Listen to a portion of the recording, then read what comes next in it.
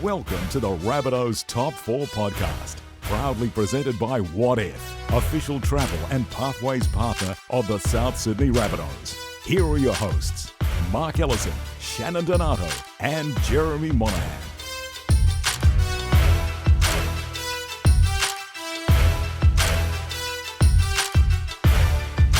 Well, hello everyone and welcome to the Rabbitohs Top 4 podcast for this week, powered by Audio Technica and proudly presented by What If. What If has you covered for accommodation, flights, car hire and more. So if you're looking for a holiday, travelling for business, or you need to get to the next game, visit whatif.com/Rabbitohs. What If? It's Aussie for travel. My name's Jeremy Monahan and I am here with my co-hosts Mark Ellison and Shannon Donato. How are you this morning, Ello? Very well, Jeremy. What a great introduction again, and what a great week to be a Rabbitoh. Isn't it? It's been a great week so far, and Thursday night footy, I know we've spoken about this before from a commercial point of view, not great, but I love Thursday night footy, especially when you get a win because it sets up your whole weekend. So I'm looking forward to heading down to Canberra. Raylene doesn't like the Thursday nights as well after a win because I get a bit excited over the weekend. Very good. How are you this morning, Shannon? I'm very well, Jez. As we said, 6 in a row, so we're always good after a win, and hopefully 7 in a row. No pressure, Ello. Ello's always on song with his job down there on the sideline, screaming at the kickers and screaming at the defence. It's such a lovely place on the sideline down there at -2 degrees too. It's fantastic. It's actually better than up in the outdoor media box that they've got at Canberra Stadium with the wind whistling through the top level of the grandstand. The corporate lounge isn't too bad, though. Yeah. Is the corporate lounge this week your lounge room? It is actually, yes. It is. So, but there'll still be plenty of wine flowing. Don't worry about that. Yeah, it's always warm in Vaucluse. So. It's actually, I've checked the weather. It's not too bad down there this year. If you're going to go to Canberra and play a night match, this is probably the time of year to go. So it'll be quite mild, actually. Yeah, there won't be any snowballs to the back of the head like Sean Garley copped that year when he was working with Fox, I think it was. He copped a snowball in the back of the head. But first of all, I just want to give a big shout out to George Piggins. He's having a few health problems at the moment, and our CEO, Blake Solly's been in constant contact with his family and getting updates on how he's going. He's in hospital at the moment, and Blake organised some gifts for George along with Nick Pappas, our chairman, to help try and lift his spirits, and Blake has offered the full support of the club to George and Nolene, the rest of his family. Blake's actually very close to his son-in-law. I think they do beach patrols together down at Clovelly. So Blake's been in contact and making sure that if they need anything, they can get anything. So we're told that George is in a stable condition, and just on behalf of all the Rabbitohs members and supporters, we're thinking of him. We wish him a speedy recovery. And you've had a lot to do with George over the years. Yeah, he's been a great man for the club. And, as I often say, when he was coaching us back in the 80s, everyone played for George and everyone's thinking of him now. And just a special thanks to the great Henry Morris, who's been in touch with, just texting me now and again to just keep me updated. And I'm led to believe over the last couple of days there's been some good signs of improvement. So let's hope we could go in that direction. Yeah, very good. A couple of stalwarts there. Obviously, George, if he's a tough bugger, so if anyone can pull through, it's going to be George. And you also mentioned H, the great Henry Morris. You know, he's always so supportive of anybody doing it tough, and I know he's supporting George and Nolene and the family. And he also put on a Mental League function on Friday to raise money for Bunny Riley and Rocky Laurie. He's a great man, H, always the first one to help, and doing a great job with Mental League as well. Yeah, fantastic. Okay, let's move on to our first discussion topic, something that you've learnt this week. We'll kick off with you, Shannon. I've learnt that we're never out of the game. You know, we're playing against the Titans and the big monster feeders up there, like the Incredible Hulk shrugging people off and just running over the top of things. I thought he was going to run over the top of the grandstand at one stage, and our boys just hung in there, and then the second half, just cut them to shreds. And we've got so many points in us. We're never out of a game. Even that game early in the year against the Storm down in Melbourne, you know, that's a fortress down there, and we got behind. And, you know, we came back, had all the momentum, and went within a whisker of getting on top and winning that game. And I even remember, even though we got beat, the game against Panthers last year to go into the grand final, and, you know, we got significantly behind at one stage, and Renault had kicked a great 40-20 and his foot was just over the line, and we were only down by 4 points at that stage. I'm certain that had that 40-20 gone through, we would have scored the next set and probably finished in front. And that's the thing about our side. We've got points in us. They've got that self-belief. They just get the desire to win. So we're never going to be out of any game, and that's what I learned, Jez. Yeah, very good. What about you, that's you touch on what I was going to talk about there, Shannon, because there's a great bond between the players and also the players and the staff. And it was never so evident as the other night. They're down 24-10 and a try against us right on half-time. And I must be said, one of the great tries of the season. And there was some champagne football up there the other night. It was really good for rugby league. I mean, it was I love that sort of football. Not so much when you're behind 24-10, but just watching that style. The big thing I learnt, though, was how much improvement we still have in our squad. Like Keon's performance. I mean, we all know we've watched him. I've watched him since he's been a young boy, come through the juniors and that, and he's just starting to show what he's really got. We've got Tane Milne, who we bought from the Warriors, just came back and played his second game in second grade last weekend and improved remarkably from his first one. Braden Burns returns this week from a long layoff. He's eager to go and ready. And Jed Cartwright, he's sort of the forgotten man of our squad. He played in the centres in the prelim last year and did very well. He's coming back from an injury that he's been carrying for probably about 18 months. Congrats to our medical staff for getting on top of it. And he's training pain-free now, so there's going to be a great upside in him. And we didn't have Latrell playing the other night either. So, but the guys that just filling in and doing the job because they know what the game plan is, they get on with each other, and they are just excellent attacking footballers. Yeah, the only worry for me, our defence was a little bit poor the other night, but that was more an attitude in the first half. So that's what I think. I think we've still got a lot of improvement in us. But as I say, I'm very happy where we are, and we never give up. I learned two things this week. The first one was what great respect that the Gold Coast Titans mascots paid to Reggie Rabbit on the weekend. Now, Reggie, who's also known as Charlie, he's had a rough few weeks after an incident that happened against the Bulldogs a few weeks ago at Stadium Australia in the Good Friday game. It's been a rough few weeks for him, but their mascots lifted him up on their shoulders in front of our fans, and the reception that they got was just absolutely fabulous. And there was a great photo taken of it, and we posted on our social media saying thank you and what great respect shown to Reggie. And the Titans came straight back and said, always welcome up here on the Gold Coast, Reggie. And it just shows what great respect that these guys have amongst each other. They're sort of a forgotten member of the team sometimes, the mascot, but they've obviously got great rapport amongst each other. And I thought it was just a great moment that they showed that respect to Charlie after what he'd been through in that Bulldogs game. Yeah, I want to touch on something you just said there in terms of the respect for Reggie, but Ello also mentioned, how close we are as a team, and there was something that typified that, and that was at the beginning with the Anzac ceremony, and we're arm to arm, and I looked, and the Titans mascots were just off to the side. Reggie was in line and right beside to the right of Adam Reynolds as he looked to the grandstand, and he had his arm around him. He was part of the team, and they know, they all have a personal relationship with Charlie Stroke Reggie, and he is part of our team and he's part of our club, and that's, once you're a Rabbitoh, you're part of the family. That's it, yeah. Oh, just at that moment, Shannon, I was just about to bring it up, but you come in as well, which was outstanding, but I turned to Brock just as the ceremony began. I said, that tells you a bit about our club. Yeah, just what's it does. happening right there. Absolutely. Yeah. Absolutely.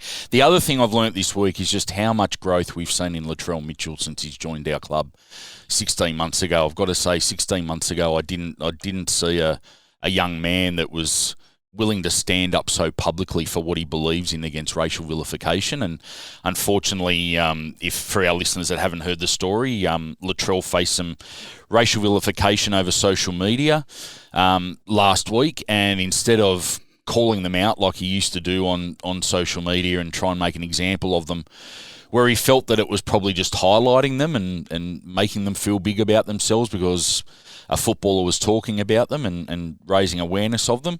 He actually decided to take action and came to the club with his managers. We took it to the integrity unit and the New South Wales Police, and now arrests have been made over the things that have been said. And then he faced a press conference on Monday, and I've got to say 16 months ago that would never have happened with Latrell Mitchell, and he spoke so eloquently and with strength and with belief in what he was saying. And every one of the journos said to me afterwards, wow, like what a strong message he's got across. This could be a pivotal moment. And I'm not sure that Latrell realises how powerful that moment could be.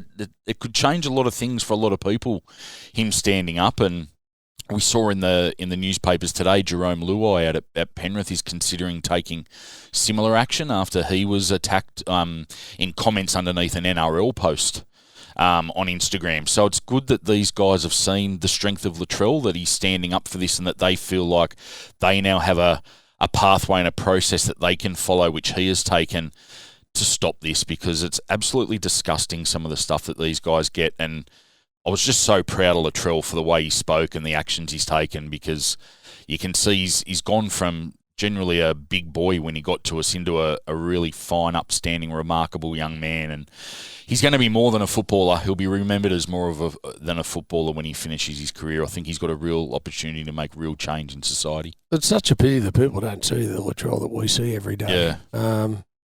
It's no secret over the last 12 to 18 months. He's been painted as a bad boy through the media in certain areas, and we can't change that. But Latrell's action are changing that, and he was the wrong picture has been painted of this guy. He's at a club that understands him. He's got the head coach and staff that understand him, and the players understand him and support him and support him. Yeah. And he lightens up a room when he walks into it. Absolutely. Latrell, he's got a smile on his face when he comes to training. Yep. He's funny. Yeah. But above all, he stands up for what he believes in. Yeah. And there's nothing wrong with that. That's I encourage that in every one of our players. And he is one of the true superstars of our game, and we don't treat him like it. Well, we do, but he's not treated across the game with the respect that he deserves. His effect on kids is quite amazing too, and I've spoken about my daughter a few times on the podcast. She's a 5-year-old little girl. She loves the Rabbitohs and loves the players, but watches less than a minute of football when she goes to the game because she's too busy playing with her auntie or running around or doing something. But she started playing soccer this year, and we got her some bright yellow Adidas boots. And afterwards, we all went out to the Charity Shield at Mudgee, and I said to her, have you seen Latrell's boots? And she had a look, and they were the same boots as her. And she says, he's wearing the same boots as me, Dad. That's amazing. And I said, how good is it? You've got Latrell's boots. And she says, but how did he know that I wear those boots, Dad?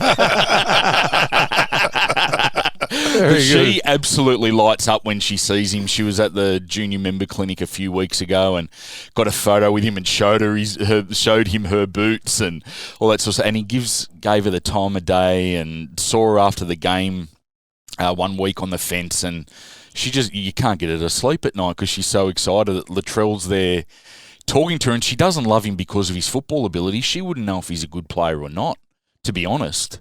She loves him because of the time he gives her and the big smile that he's got, and because of his lovely demeanour to her. And that's what it's about with him. He's a special young man. He is. And you're right. He's got so much time for everybody. People, like Yellow said, people don't see it, but he's such a giving person. As I said, I know his old man, Maddie, and Maddie was the same, very giving, happy-go-lucky, generous kind of guy. And I don't know him as well as you do, Latrell, but I've seen him mature, you're right. And people sometimes say, well, they've got to be a bit thick-skinned and they've got to get over it, which is just absolute nonsense. Can you? I've got some Aboriginal, my best mates. Some of my best mates are Aboriginal. Can you imagine from the age of, and I've seen them having to cop it, from the age of 3 and 4, just being called these names, So when a guy like Latrell comes to a status in the game, I'm not surprised he feels it's incumbent on him to stick up for all of those 3 and 4 year old kids that are competent. Yeah. So good on him. It's great to see him mature. Talking about growing and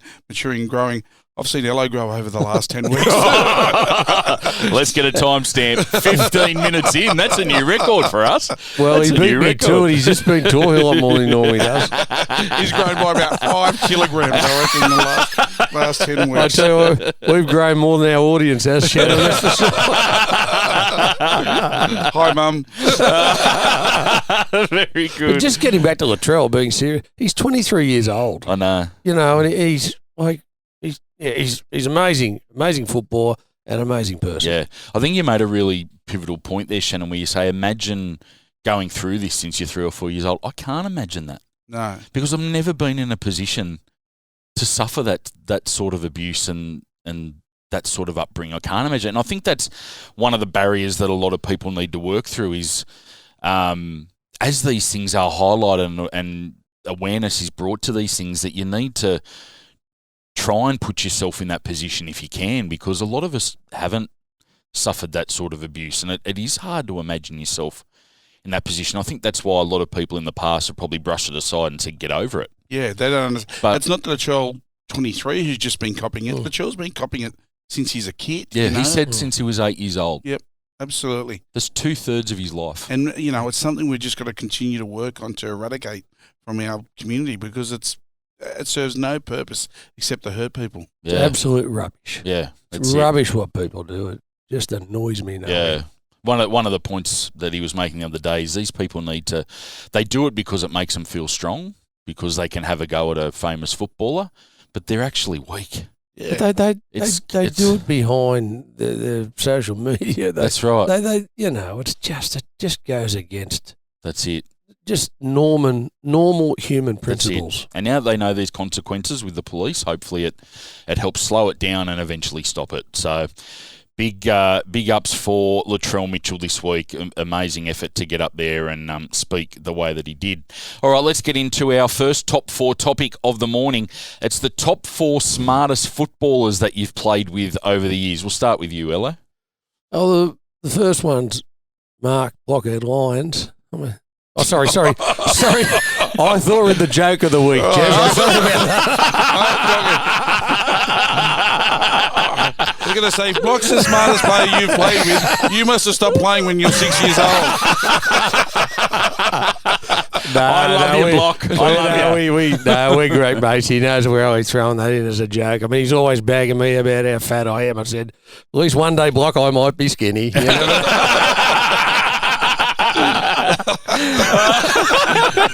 Poor old Block. It takes him an hour and a half to watch 60 minutes. Oh, God, I'm glad it's you two saying this. No, he does a great job with us, Block. He does really mucking around. Well, it goes to smartest players. I took it as in off the field. Probably is, you know, I didn't know if you meant on the field as in smarts, football smarts, but I think probably Nathan Gibbs. I sat on the bench in the reserve grade grand final in 1983, and Nathan was the captain of the team that won it. So I didn't actually play much football with Nathan from memory, but you know, he left the NRL very early because he studied medicine and became a doctor, and he's had a great career as a doctor in the game and outside as well, and so he's probably the smartest guy that I think I played, and I had the pleasure of having him as our team doctor then when later in my career as well. So fantastic guy and a smart fella. A couple of the other ones were around that same sort of era. Tony Melrose played here. I think he was in business and finances. Coming through, you could always tell the smarter ones they came to trading with a tie on. Yeah, that's how instead of a pair of shorts and a t-shirt, they come in with their tie and everything like that. Were there any smart enough to come in with a tie on that were actually dumb? Were they smart enough to do that? I saw Blockhead do it at his wedding, actually. You leave your hat on. That's what he did. He stripped down to leave his hat on. It was just unbelievable. Kenny Wright was another one. He was a dual international and a smart guy, and he came to us via Randwick by the Australian rugby team, and then he'd been to the Roosters before that as well. He couldn't have been too smart then. Oh, no, he came to us. Oh, yeah, well, There you go. And, when I took it in that sense, I mean, there's been some smart a bloke called Michael Colner has gone on, and Sean Garlick have gone on to be great businessmen in their own right. Yeah. Since they've finished playing football, so to me that's smart too. I mean, they haven't gone through other areas in business and that, but apart from setting their own up, you know. So they were some of the cluier guys that I played with off the field. Yeah.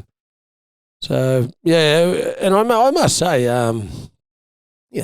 traditionally our game, particularly back then, was more blue collar and tradesmen and things like that playing. So not that they weren't smart in their own fields, but I mean when you're talking about I don't know, smart as in university educated and things like that, they're the guys that probably come to mind. Yeah. You mentioned Garlo and the success he's had in business. He's smart, and I reckon one of the smartest things he did in business was when I lived at 1 Hardy Street, Mascot, he built a pie shop across the road. It was absolute genius.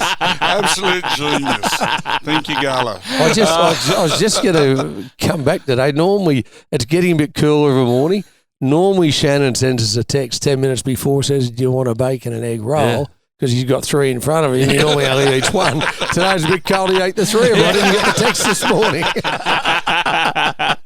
Sorry about that. Oh, very good. Well, it's not payday until tomorrow. He's probably a bit skint.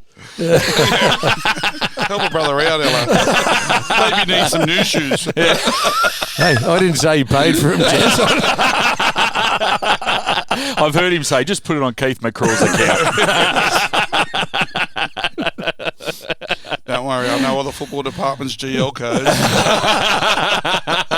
Very good. I'm glad someone does that.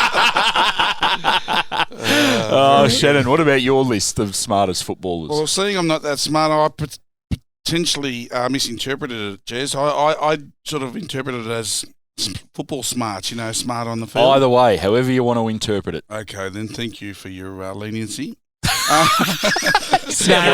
You sound like you're in court and you've had experience.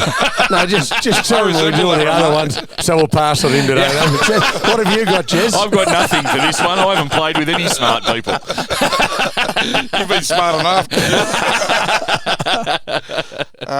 Yes, you're a good bloke, Jez. Unlike the bloke to your right. Moving on. So, one of the smartest guys I played with, he actually went on to coach here at the Rabbitohs, and I played with him for a number of years, but it wasn't here at the Rabbitohs that I played with him. We didn't play together, though, did we? Sorry, I meant to say he was a good coach.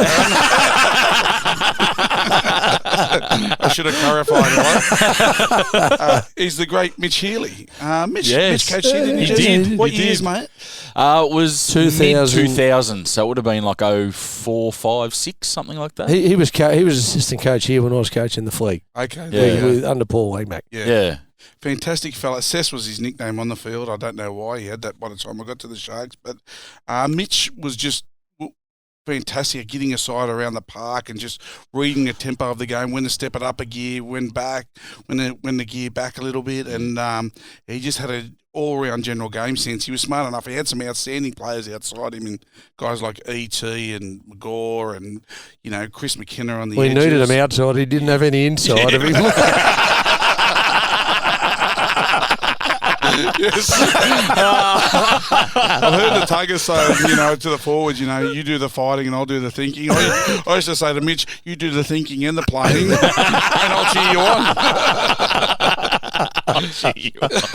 So Mitch was, he was very smart footballer, had a great football brain, and I always marvelled at it playing with him. And then it was very obvious he was going to be a successful coach when he moved on, and as well as being a great and smart player, he was also a great and smart coach. So Mitch Healy's the first. The second one is now coaching here is the great Jason Demetriou. I had the pleasure of playing with JD. He played here, for Newtown when they were our feeder club in the old Metro Cup.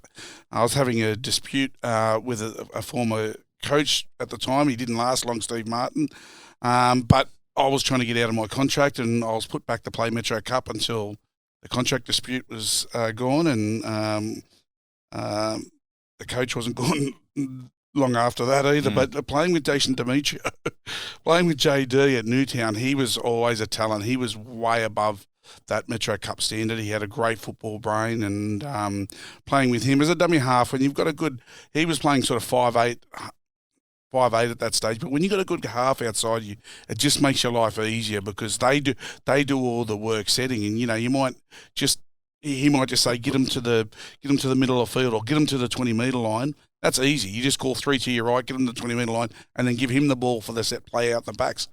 So having those great players outside you makes your life so much easier. So JD was a great, had a great football brain. Obviously, still does, and I've got no doubt he's going to be a very, very successful coach. Just speaking of JD, have either of you had a look at his ankle? No. It's the most hideous-looking ankle you've Really? ever seen in your life. Is that right? It looks like it's been broken in about 16 different places. It's bloody smart of him to be able to walk upright by the look of it. Yeah. It's like it's at right angles. This thing. It's amazing. Yeah, he's got a bit of a stumble when he runs and that too. Yeah, he told me he said he's broken it in 2 places, and I said, well, I bet you'd never go back to those 2 places. Womb tissue. Very good. Very good. Yes. So JD, and then I just mentioned him earlier, Maddie Mitchell, Charles' dad. He was I played with Matt, SG Ball, Jersey Flag, President's Cup. We came up to grade together. We also played in the MCC, some Catholic schoolboy sides and stuff together. Matt was just, again, a 5'8". He was one of those guys that could get you around the park, but also a great individual player as well. Could step off both feet. He could put people through gap. He was agile. He had a fantastic football brain. One of, if not the best schoolboy footballers I played with. Unfortunately, I think he got homesick, and he come to grade here at South and was no doubt on his way to first grade, but for whatever reason he took off home, and probably because he was homesick. But he just had a great footy brain, and he was always a pleasure to play with. Just a quick shout out to Matty too. He's been a little bit unwell the last couple of weeks, so he is recovering, which is great to hear, and we wish him all the best. Yeah, absolutely. Yeah. I don't think I've met a happier man in my life. No. Every He's time a you good see man. him, he's got a massive smile on his face. Yep. He's so proud of his 2 boys, Yes. both playing here at South, Yep. and he's just a happy man. He's always got great things to say about the club and the boys, and He's been like that his whole life. Yeah. I remember he moved down, and he probably was feeling homesick at the time, but he was always happy-go-lucky all the time, and we used to give each other lifts to training at the time, and he was always just exceptional company. Yeah. So my fourth and last really intelligent player is a halfback as well. Have you noticed they're all halfbacks? Because they did all the work for me. They did all the thinking and the talking and the organising. They got all the money too. yes, that's unfortunately true as well, hello. Is Preston Campbell. And Preston had one of the most instinctive players I've ever played with. And we talk about Cody. Cody's an instinctive player and a heads-up footballer. So is Trell to a certain extent. But Preston, he was just all instinct, tiny little guy, but could survive in a brutal sport, a big man's game, just on pure instinct and nous and football ability. And he was smart off the field. He had a great, he was a great reader of people, a great sense of identity himself and his culture. And we all know he helped kick off the All-Stars concept. He also kicked off a charity up on the Gold Coast. And just a really smart, considerate, empathetic guy, and just had great instincts both on and off the field. So I had Preston, Maddie Mitchell, JD, Jason Demetrio, our coach, and Mitch Healy, 3 of the 4 Rabbitohs. Yeah, I noticed last Friday, actually, up at the Gold Coast, there's a section of the eastern side of the ground called the Preston Campbell stand. And I don't know whether it was fans putting that sign up or the club, but I thought it was great that he was recognised as one of the originals up there, and for everything that he's done for the club and the community up there. I thought it was great to see his name up there on the grandstand. Indeed it is. I've never heard anyone say a bad word about Preston, honestly. You spoke about Matty being such a positive guy. So is Presto. Presto just happy, adores his family. He's a strong advocate for the Aboriginal community as well, but he's so inclusive of everybody and just such a great guy. Again, unlike yellow.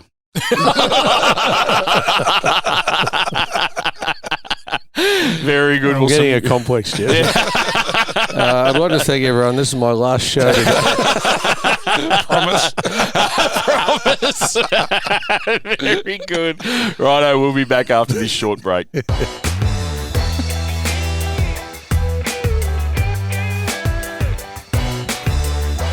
Now, the official Rabbitohs merchandise store, it's located down at the Heffron Park Tennis Centre on Bunnerong Road in Maroubra, and they've got everything you can need down there for the game of footy on the weekend. If you need a jersey, a polo shirt, a T-shirt, hat, flag, anything that you can think of that you need to take to the game, you can head down to the Heffron Park Tennis Centre, see the guys down there in the Rabbitohs merchandise store, and they'll help you out. And, of course, if you can't get down to Maroubra to the physical shop, you can shop online at shop.rabbitohs.com.au. And any new gear in this week, Shannon? There certainly is, Jez. We're launching our Indigenous jersey, which is, I mentioned last episode that, it's one for the ages. It's really been really inclusive.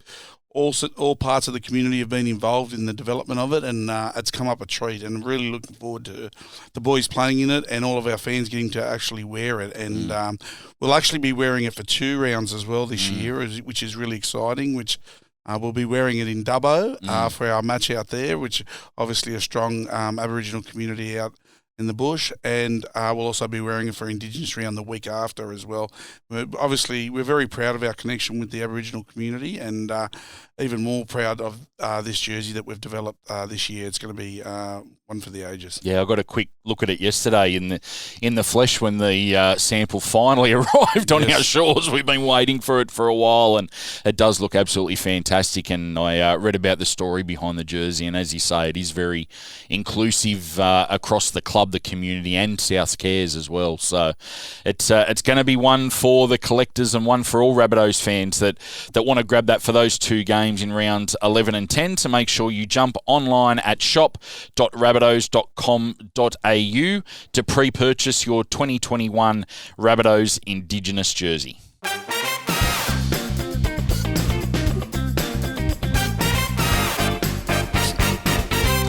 Now, our second top 4 topic for the morning, the top 4 most famous people you've met through rugby league, then in brackets, that isn't Russell Crowe.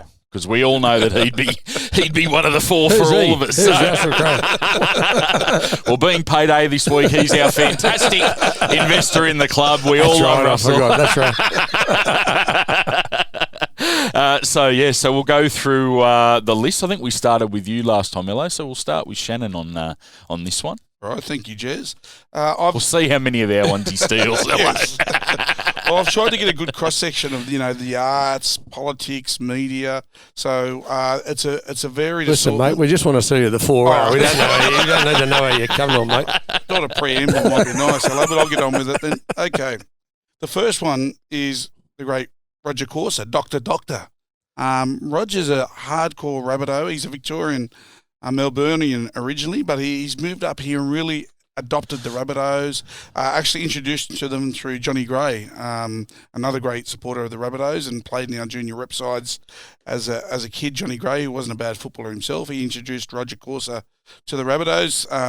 People probably know him today as Dr. Starts again tonight. It does, yeah. They've just had it's a great show. I love it. Great show. Filmed in Mudgee, where we played the Charity Shield as well. But he's been on Water Rats. My favourite role was in Underbelly as the detective in Underbelly. He was fantastic in that. But he's also done, I think, 4 movies. Really, really talented guy. In fact, his former partner was Christine Arnoux, and she's a great singer. And they've got a daughter, and she's a very talented artist as well, Zippy. Okay. She's a great singer. She launched the NRL season, I think it was in 2019. So very, very talented family. And but Roger's very famous. He's, as you said, starting on Dr. tonight. Everybody knows his face.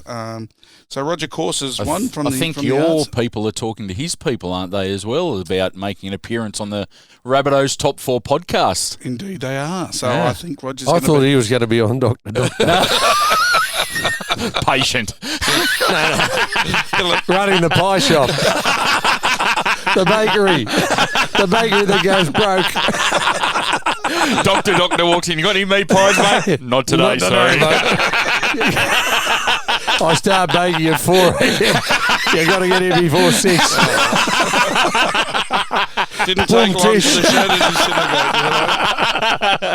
disintegrate. Degenerated quickly. Very good. Well, hopefully we can get Roger in here in the coming weeks, because I think he'd be a really interesting chat about how a guy that's not been brought up on the story of South Sydney actually came to love the club. So I think it'd be great. Yeah, absolutely. They're always good stories to hear. He came and played in a celebrity touch football game at one of the return to Redfern matches from memory. Yeah, I think he might have. Yeah, I think he was on Water Rats at the time. Yeah, very good. The next one is from the media. Is Stan Grant. Stan Grant is a really well-credentialed journalist. He's doing work for ABC and Channel 7 and been on Australian TV previously, but internationally he was on the big stage through CNN, and he was their Middle East correspondent and doesn't get much a higher profile in the media than the Middle East on CNN, so covering the Middle East. So Stan Grant, he's also written 4 books, and he, we spoke about Trell earlier about being an advocate and a leader in the Indigenous community. Well, certainly Stan Grant is that, and I know he's been courted by all sides of politics, but he wants to stay true to his ideals and I guess not be a party man for anyone, and he can do that as being a journalist. And I think Stan's going to come and do some stuff with the players too. Hello, I believe so. Yeah. Maybe another guest for the Top 4 podcast if you can get in nice and early on a Wednesday morning. Yeah, He'd Stan. be fantastic. Yeah, Stan's, I can't let too much out of the bag, but Stan's coming in and having a bit of a chat with our players too. And I think, he loves the club. He's always talking about this guy and that guy. So I'm sure he could be talked into coming onto the podcast as well, Jez. I think his son was in our junior reps a few years ago as well, so he's got that football background with the club as well. I think you might be right. Yeah. And the whole family are mad Rabbitohs. Yeah.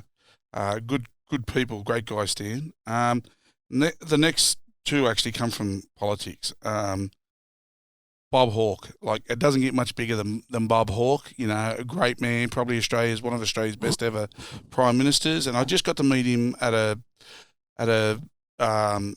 event. I think it was a fundraiser from memory, and he got up and he just spoke about his ideals and what's driven him the whole time. It was before he passed, obviously, and I would hope so. Yes, yeah, would have been a boring event otherwise.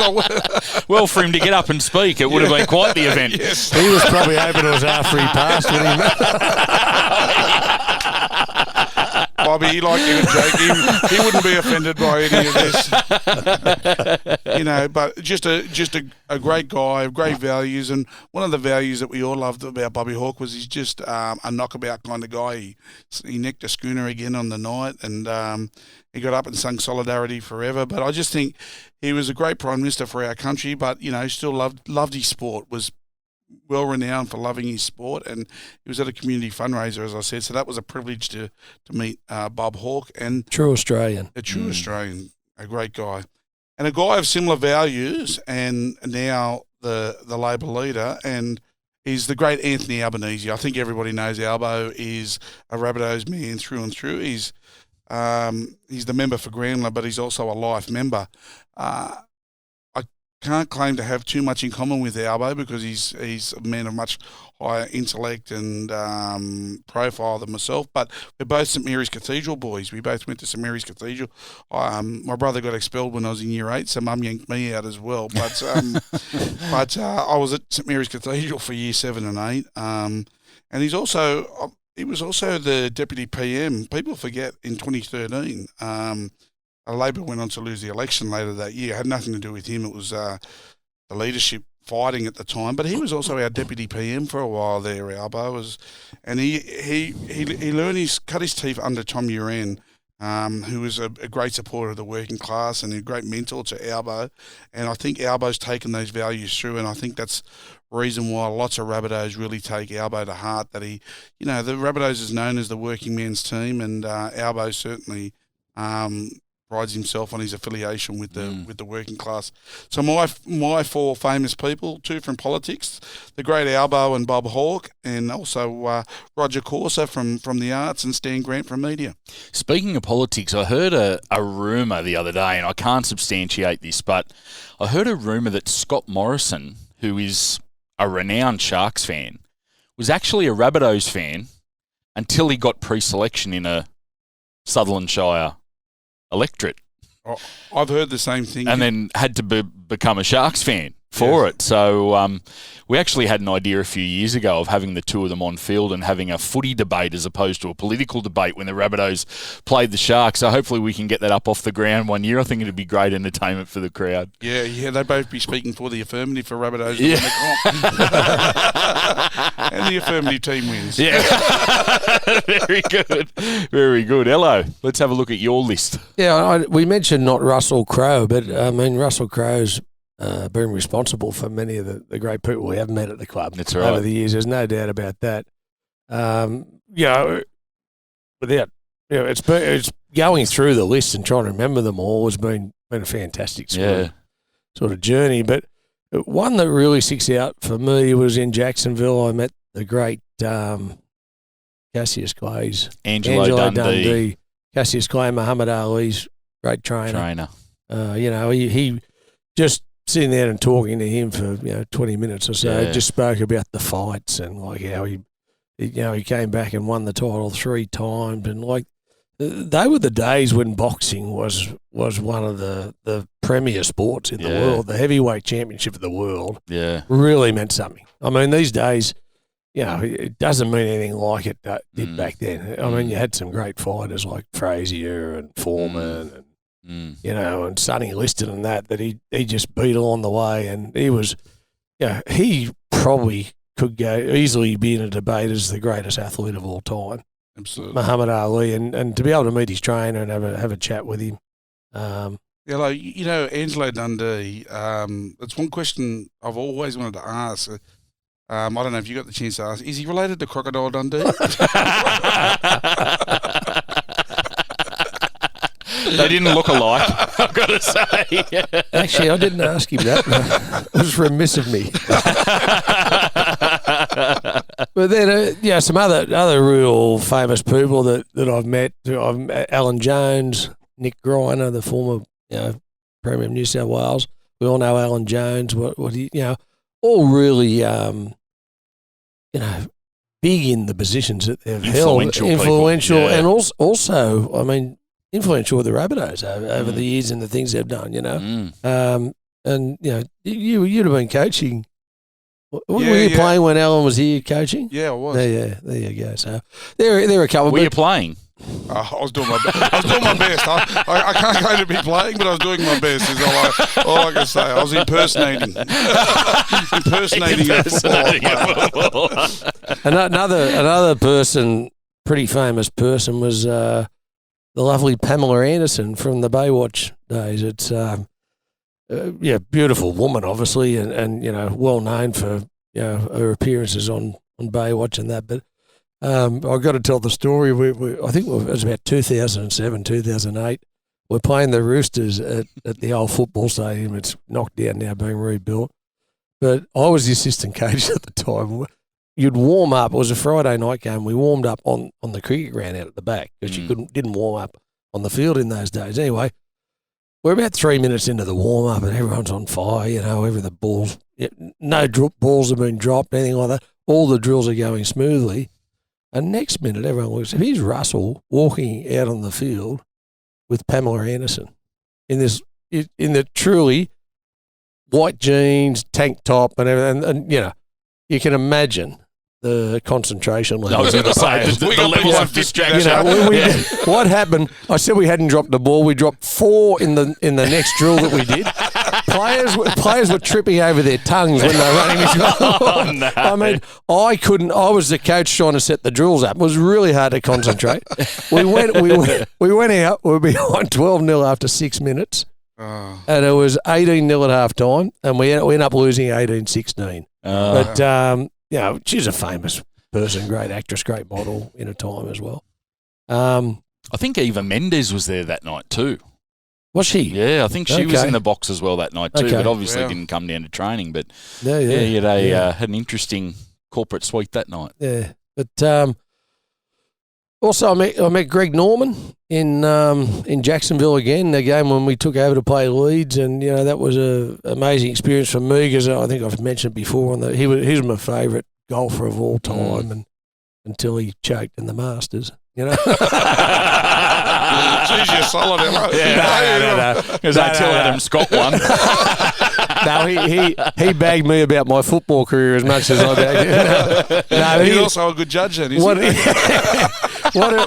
What an outstanding Australian he's been over the years, though, and what he did for Australian golf and in the business world. Again, one of the world's most famous sportsmen, you know, particularly Australian, you know. So, yeah, he was great to meet. You know, I've mentioned Alan Jones and Nick Greiner. And, yeah, to be fair, without embarrassing, I mean, Wayne Bennett. Yeah. I sit and share an office with him every day. Yeah. You know, he's been with us now into his third year. It's been a remarkable experience. I'd known Wayne previously at coaching camps, etc. When I was a lot younger, and seen the passion he has for rugby league, seen the passion he has for his family, and just what he brings. It's you know, he's obviously heavily invested in the Rabbitohs. He loves it here. You can just see by his demeanour. But the one thing that, you know, sets him apart is through his experience, he's been able to be heavily invested in a club like us, but he's heavily invested in the game as well. And he truly wants the game to keep thriving because of his love of it and because of what he's put in over the years. And you see him come up in the media sometimes with things changes and that he thinks we need in the game. And, you know, that's not just to promote the Rabbitohs. That's so the game of rugby league keeps improving. And that's, you know, sometimes you forget, like a guy like him. I know when he first came down from Brisbane, I took him around looking at a bit of accommodation. Of course, everyone knows him.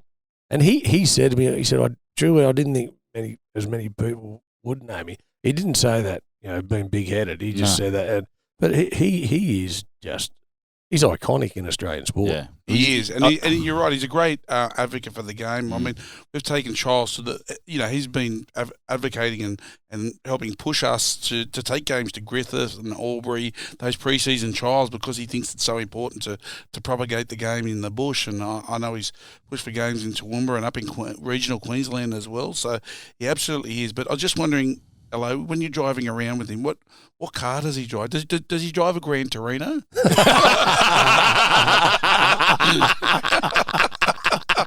Yeah, maybe all these people thought they were bumping into Clint Eastwood. Exactly right. The other famous person that I was lucky to spend a lot of time with was Jack Gibson. When I played under him for a couple of years out there at the Sharks, and the reason I went to the Sharks is I'd watched him coach the great Roosters teams, the great Parramatta teams, and you know, in a negotiation to stay at South, and he rang, and I'd been in awe of him, and just spending a couple of years being coached by him was really good. And you know, Jack actually wasn't even the most famous one in his family. His brother Mel was much more. He went on and did really well. So you've been clever today. He is. These early mornings agree with him. I like it.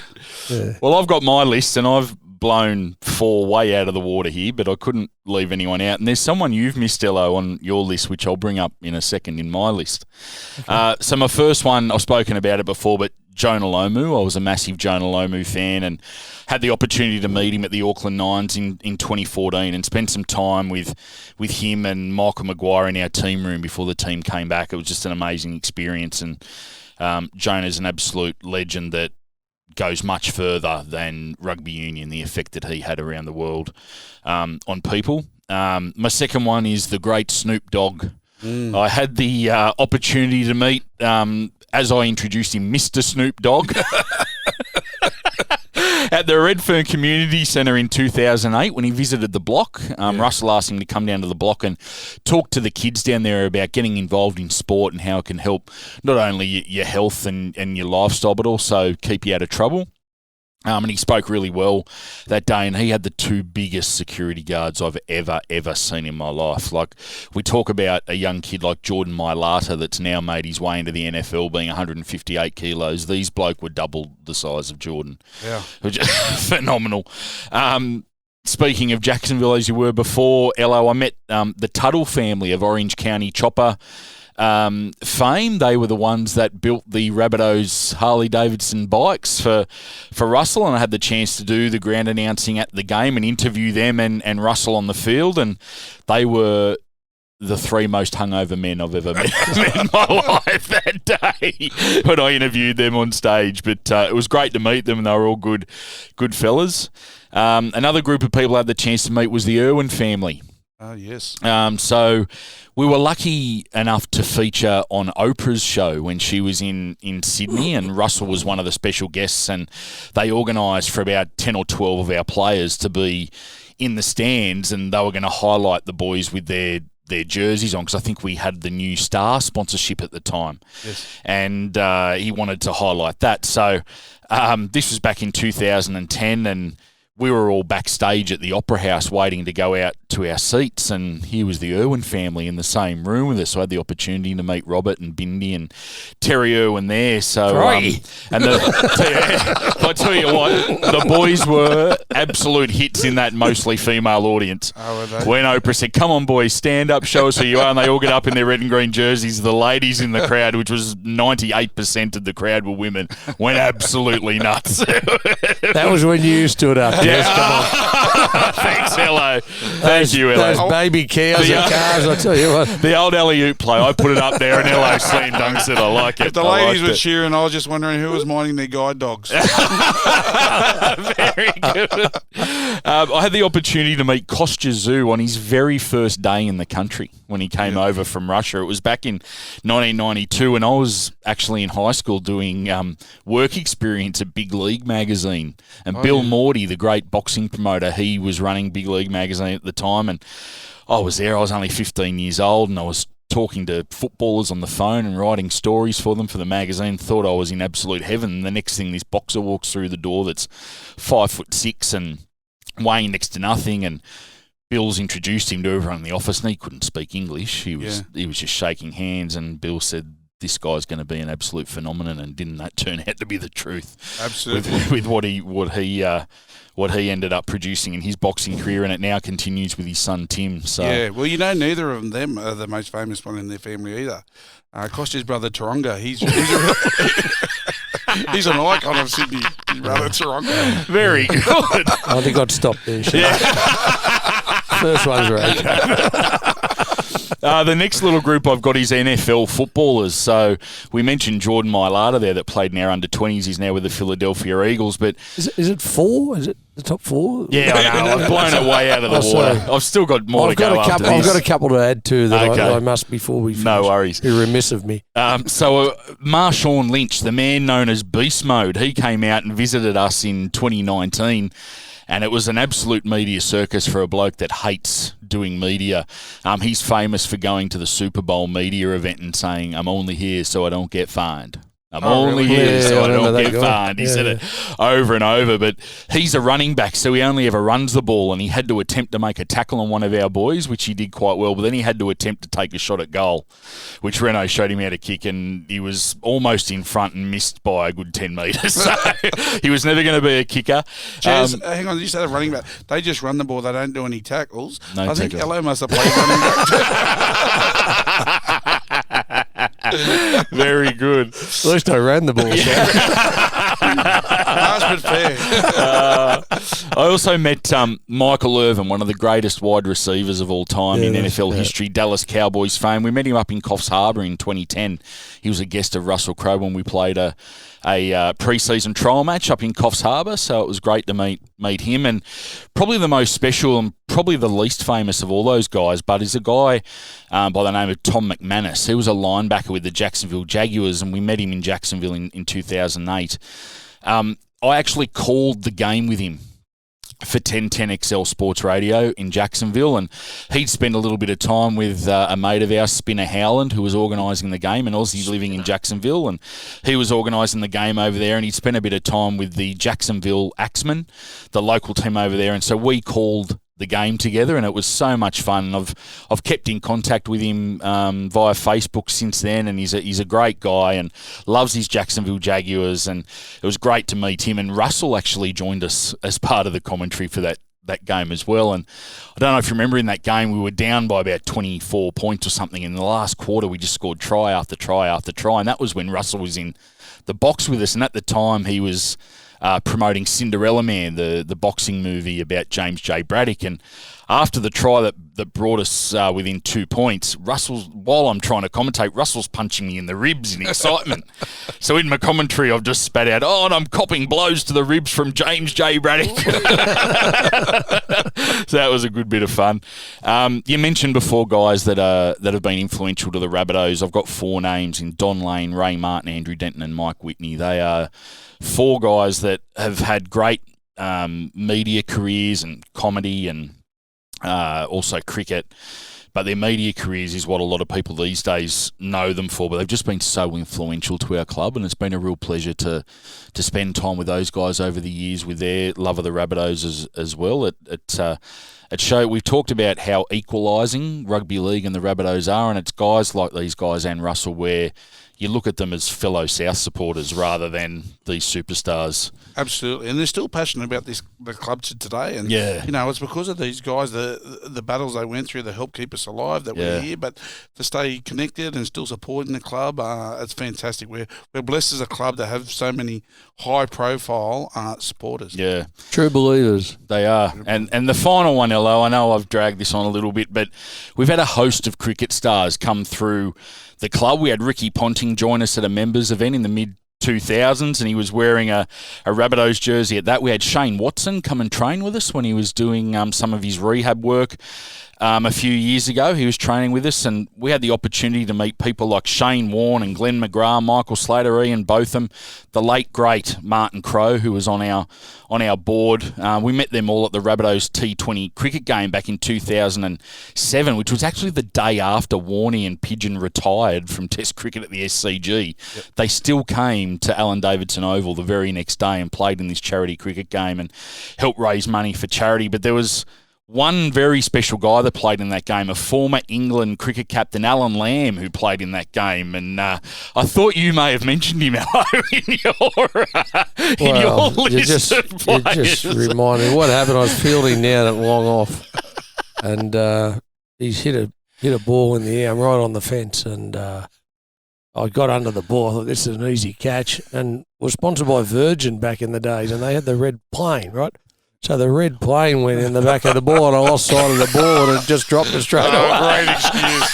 Great excuse. And I believe your son Josh hasn't let you live it down since. Yeah.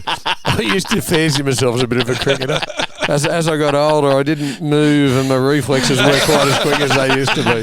But yeah, that was a great initiative. And you've left one out there. We had the great Steve Waugh. Steve Waugh came and spoke to the boys up at Russell's farm, and had a bit to do with Steve, with Madge, just talking about leadership and things like that.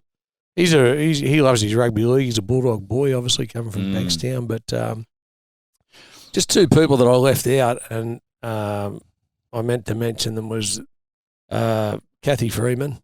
I spoke at length, I think, in one of our episodes about her coming before the grand final. I mean, again, not quite as vocal, but a great person for her Indigenous people, knowing a culture and knowing a community and knowing herself, and a lovely, lovely girl. Yeah, lovely girl.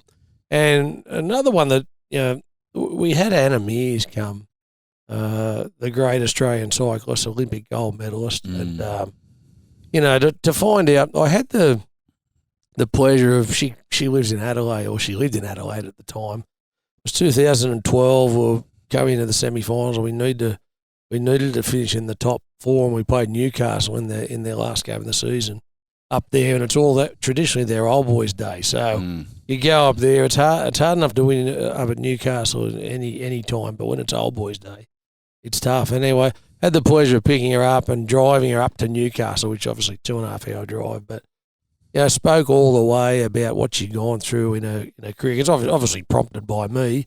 But she'd had she spoke about her parents owning a fish shop back where they lived, and they used to her mum or dad a driver. Like sometimes it'd be a 6 or 7 hour turnaround to compete in a day, and they give up all this time. And then she had a bad accident not long before, an Olympic event, and she was immobilised and got back and got the Olympics, won the gold medal. But it was her story really resonated with the boys as well. Yeah.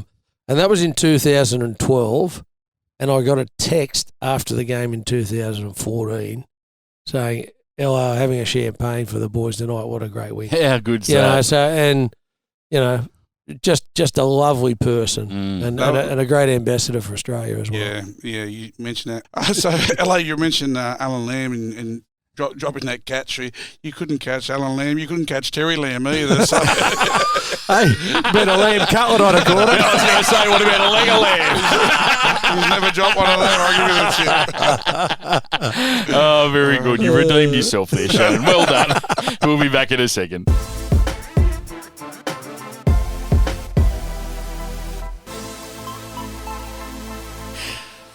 Now, the Rabbitohs are back with their home games for season 2021, which means corporate hospitality and game day experience are available from the Rabbitohs. So whether you're entertaining clients or mates on a night out at the footy, you can contact James and Maddie from our corporate hospitality team because they've got all the options that suit your needs. And the VIP experiences can be very special as well. So visit corporate.rabbitohs.com.au. And Shannon, we get quite a few people taking up these offers. Absolutely. It's a great night out, and as you said, you can be hosting your staff, your clients, whatever you like, but it's just a fantastic experience, particularly as we, coming into some big matches now. We've got the Storm, they're coming first, and then back into the year, we're going to be in the finals, no doubt. So the excitement leading into that will be a great way to host your guests. Very good, very good. So corporate.rabbitohs.com.au, or give the club a call and ask for James or Maddie in the corporate hospitality team. And if Shannon's coming into the box, just get a bit of extra catering. Fair. We will talking about coming into the box seriously though. One of the things we do, we have our injured or suspended players, and obviously Latrell's out at the moment, so we're hopeful to get him into the suites and the boxes to meet some of our corporate guests as well. So you might be lucky enough to secure Latrell. Beautiful. So we'd be looking at the round 9 game against the Melbourne Storm on the Thursday night. So make sure you jump in and grab your corporate hospitality for that game.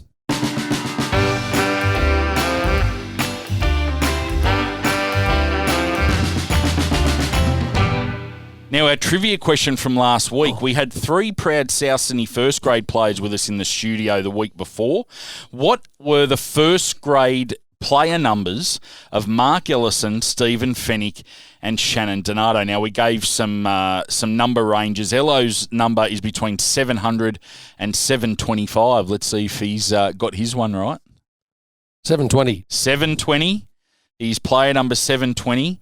Shannon, you virtually gave yours away last week when you said it was between 862 and 864. Yes. I did I think check it. They were giving them away when they gave them the in too. Don't worry about that. I concur, actually.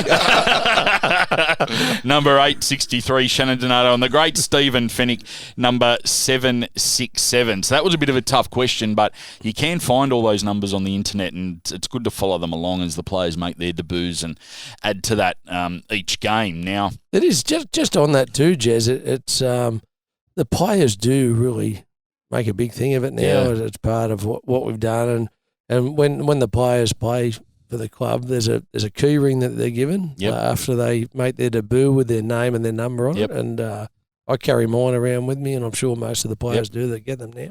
Yeah, and the old boys, we've got polos with our first grade number on them, so it certainly is a badge of pride that the players like. And speaking about the old boys, we've got a old boys function this Saturday. We're going to celebrating some of the excitement machines over the last 60 years, and I'm really looking forward to that event. I won't let the cat out of the bag on who they are, but should be a great day. Yeah. No, that will be part of it. we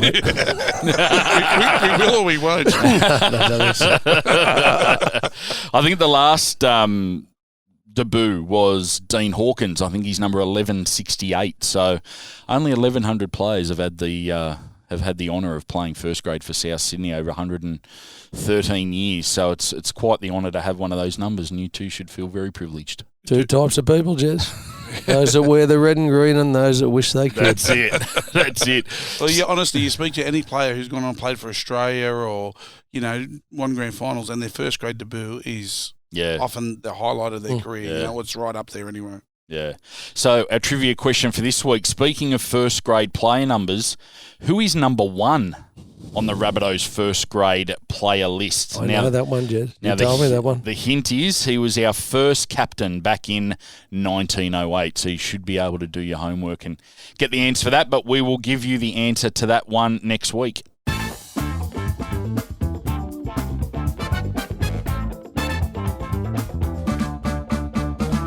Now, of course, the Rabbitohs Podcast Network's proudly brought to you by the great team at What If. Now, if you're looking for your next epic holiday or maybe a long weekend with your mates, or you really need to get to the next game, then it's time to What If it. What If has great deals on accommodation, flights, car hire and more, and because they're the official travel partner of the South Sydney Rabbitohs, you can head to the special website of whatif.com/Rabbitohs and use the promo code Rabbitohs15 to save 15% on select hotels. Now, conditions apply there, but make sure you visit whatif.com/Rabbitohs and use that promo code Rabbitohs15 to save 15% on select hotels. And we encourage anyone that's thinking of heading out to Dubbo to see us play the Penrith Panthers in what is shaping as a top 4 clash out there. It's going to be a great game. Make sure you jump on whatif.com/Rabbitohs and book your accommodation and your travel. That's what I was going to say. Not only can you book your accommodation, but your flights. You get that 15% discount. So you're mad if you're a Rabbitohs person and you don't use it. Yeah, absolutely. So once again, whatif.com/Rabbitohs, and that code is Rabbitohs15. What if it's Aussie for travel?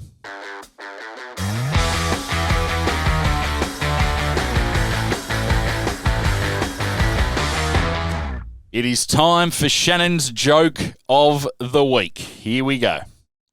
Alrighty, well, I've mentioned before that I'm from Woolloomooloo, working class suburb, and my mother still lives there actually. And I was down there a couple of weeks ago, and You haven't taken her to Vaucluse? no, I haven't. No, mate, please. I didn't know you from not. Woolloomooloo, mate. Very proud Woolloomooloo boy. And despite what Jess says, I don't live in Vaucluse. Just around the corner. Not yet. Point Piper. Yeah. No, I don't live there either. I don't. Anyway, back visiting my mother in Woolloomooloo, and I thought I'd just, after feeling good about myself, I'll go down and have a couple of beers at the local pub, the Frisco Hotel down there. I was having a couple of beers, sitting there minding my own business at the bar, and all of a sudden this guy comes in, and he looks a bit agitated and a bit distressed and a little bit dishevelled, and he walks up with a vacant look in his eye, and he says to the barman, "I want a triple vodka." Barman looks a bit surprised, says, "Oh, okay." Triple vodka, and bang, he just sculls it in one go. He says to the barman, "I want another triple vodka." Barman goes, "Oh, okay. What was it?" Sure enough, he necks it again, just sculls it in one go, really quickly. He said to the barman, "I want another one." The barman said, "Look, mate, is everything all right? Like you look a bit stressed, and 3 triple. I'll pour it for you, but I just want to check everything all right." He said, "You'd be ordering 3 triple vodkas too if you had what I had." And the barman said, "Oh, what do you got?" And he said, $1.20.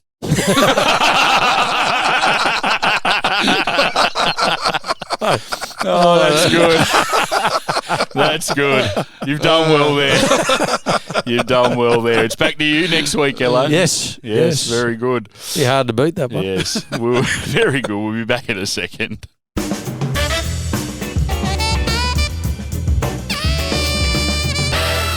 Boys, that's the end of our 10th episode. We finally made it to double figures, and the crowd's loving it. They're absolutely loving our efforts here.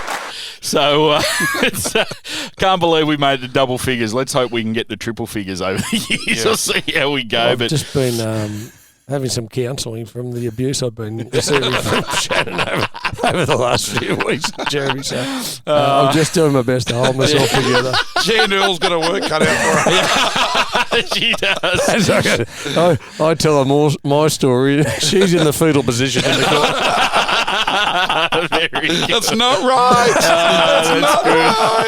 That's good. So thank you, everyone, for listening. Of course, you can contact us with the topic suggestions at rabbitohs.com.au/podcasts, or you can contact us via Twitter and send us your topic suggestions. We'd love to hear your thoughts on topics that we should discuss. Don't forget to give us a glowing review and a 5-star rating if you can on your podcast app. It helps us in the search engines of the podcast app that you're listening on, so that we can grow our podcast and get more people listening into the whole podcast network. And speaking of the podcast network, I don't know if you boys have listened to the Rabbitohs radio episode from last weekend yet, but they do a fantastic tribute to Jack Rayner around the Anzac round and how he came to play at South. And they had a wonderful stat that Jack had played 195 games for South Sydney and not one reserve grade or third grade game, which is quite unusual back in those days, because it was usually a progression that you came through the ranks to play up into first grade. But for him to play 195 games, be the captain coach of the club for so long with so much success, it shows what a legend he is for our club. So make sure you jump on there and listen to the Rabbitohs radio podcasts as well.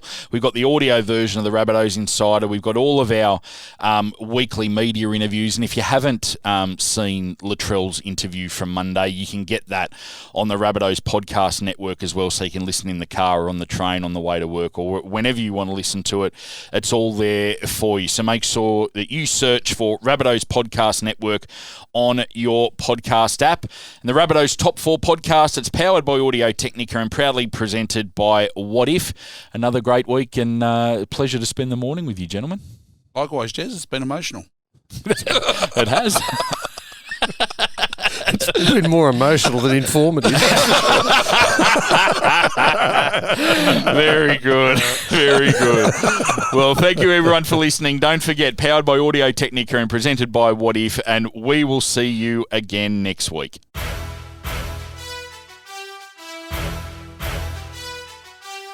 Thanks for listening to the Rabbitohs Top 4 podcast, powered by Audio Technica and proudly presented by What If, official travel and pathways partner of the South Sydney Rabbitohs. Support the club and visit whatif.com/Rabbitohs to book your next trip. Don't forget to use the code Rabbitohs15 to get 15% off select hotels. Conditions apply. What If? It's Aussie for travel. Please leave us a 5-star rating and subscribe wherever you get your podcasts. Up the Rabbitohs.